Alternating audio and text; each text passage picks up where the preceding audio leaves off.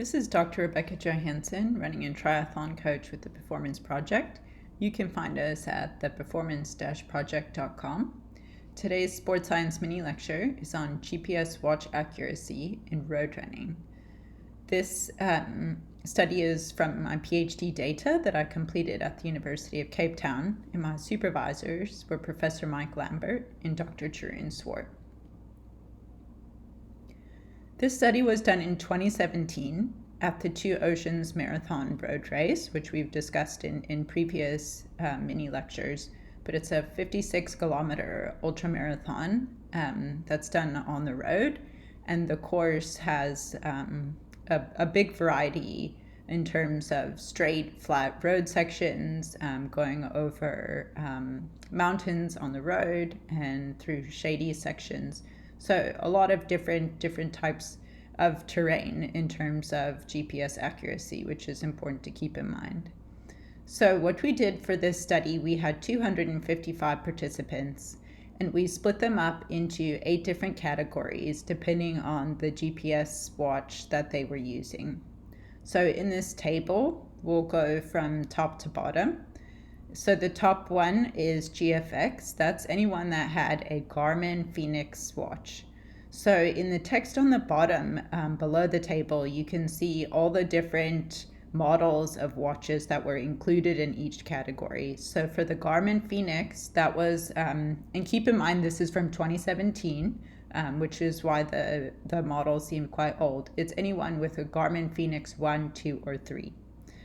So the second one down is anyone with a Garmin Forerunner XT series. So the triathlon watches, and as you can see, there was quite a wide range in the number of models in that category. Third one down is GFR. That's anyone with Garmin Forerunner series watches. So this, I would say, for road runners is the most popular one, and it's got a very wide range in models. Fourth one down is were activity watches. Then we've got Suunto watches, and at that time the Ambit series were still around and were very popular, and the Suunto Spartan had sort of just made its debut. Then we've got TomTom watches, so the Runner series was very popular, so it was Runner 1, 2, or 3, and they also have a multi-sport watch. Then we've got Polar watches, so only two different models in that category, M400 or V800. And finally, we had people that were using cell phones. So there was a range of different types of cell phones, but everyone in that category were using the Strava app to record the race distance. Okay, so what we found, what we did was we took the IAAF course measurement and compared that to the distance reported by the various different GPS watches.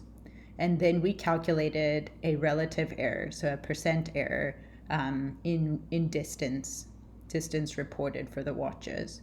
So in this graph on the x-axis, you've got relative error.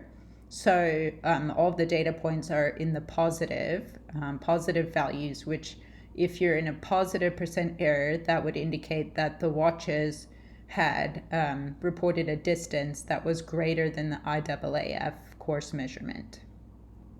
And then on the y-axis, you've got all the different categories that we discussed in the previous slide. So the main results that we found was that overall the watches did very well in terms of percent error. When we took all of the watches together and didn't split them up, we had a range of 0.6 to 1.9% in terms of percent error. So that's very good.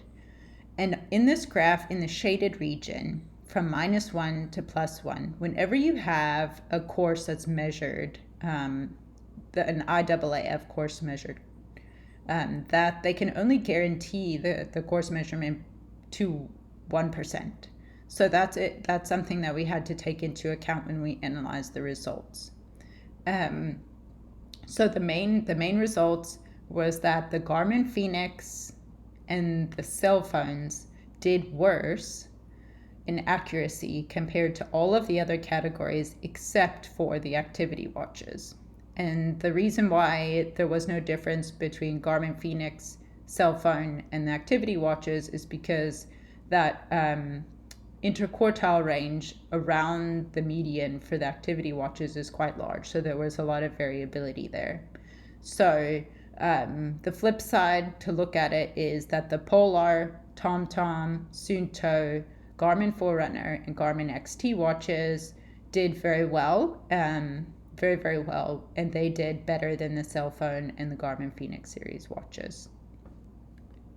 So if you want to read more about this study, because this was just a small snapshot, this study has been published in the International Journal of Sport Science and Coaching, and the title was Accuracy of GPS Sport Watches in Measuring Distance in an Ultramarathon Running Race.